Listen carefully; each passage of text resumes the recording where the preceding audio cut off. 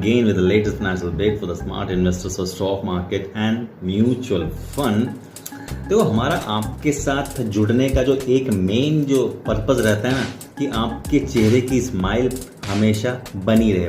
Market में negative news आती हैं, उसका मार्केट पर असर पड़ता है, लेकिन इन्वेस्टर घबरा जाता है। तो वो जो आपका जो पैनिक है, जो आपका घबराना है, जो आपका डर है, उसको दूर करना हमारा एक मेन पर्पस रहता है कि नेगेटिव न्यूज़ से आपके चेहरे की स्माइल पर कोई फर्क ना पड़े।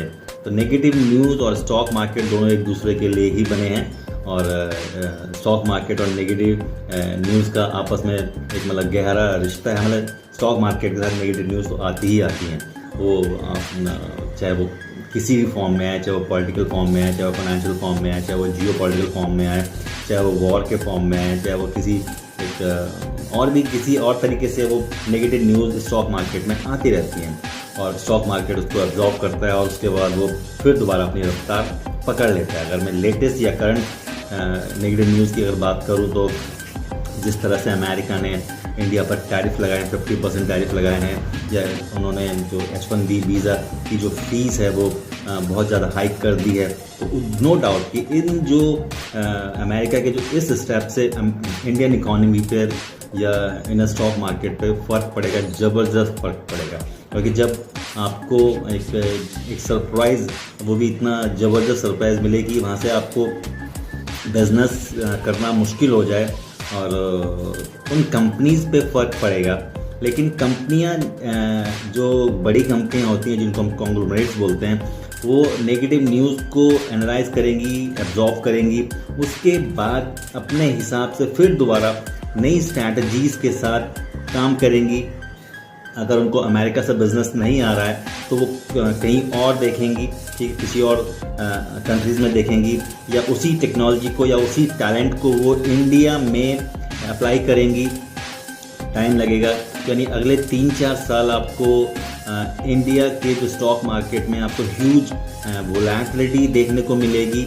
और चूँकि कोई भी नई स्ट्रैटेजी बनाने के लिए टाइम लगता है, तो अगले 3-4 साल तक आपको जो ये कंपनियां हैं, इनमें आपको थोड़ा ज़्यादा उतार चढ़ाव देखने को मिलेगा।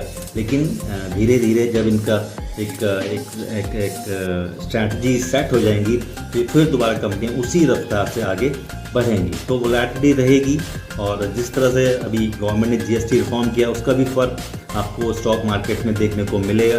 तो डोंट पैनिक, आप नेगेटिव न्यूज़ से आप घबराएं नहीं। और अगर आप लमसम इन्वेस्ट कर रहे हैं या SIP के थ्रू इन्वेस्ट कर रहे हैं, तो आप मार्केट में एक्टिव रहें।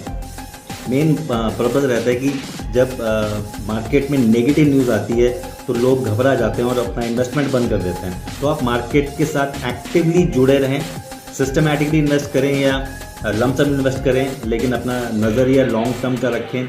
जैसे कि मैंने आपको बताया कि जो वोलेटिलिटी रहेगी इंडियन स्टॉक मार्केट में अगले 3-4 साल तक तो रहेगी ही रहेगी, क्योंकि जो टैरिफ्स हैं या जो H1B वीज़ा का फ़र्क तो इंडियन इकॉनमी पे, इंडियन स्टॉक मार्केट पे पड़ेगा।